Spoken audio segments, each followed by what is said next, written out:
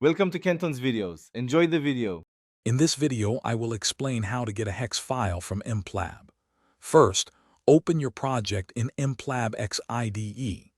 A HEX file is crucial as it holds the machine code that programs your microcontroller. This file is automatically created when you successfully build your project. Understanding this process ensures your code is ready for deployment to your target hardware. To begin, make sure your desired project is designated as the main project within MPLAB X IDE.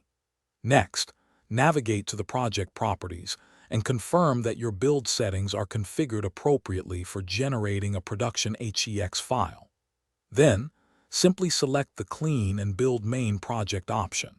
This action compiles your source code and links all necessary files, preparing the HEX output. Once the build process completes successfully, your HEX file will be located within the dist subdirectory of your project folder. Inside dist, you'll typically find it under a default folder or a folder named after your specific project configuration. The file will always end with a hex extension, such as miproject hex, making it easy to identify for programming your device. If you encounter issues, first review the output window for any build errors. These often provide clues. Ensure your compiler settings and the selected microcontroller device match your project requirements. Sometimes, a simple clean and build resolves minor glitches.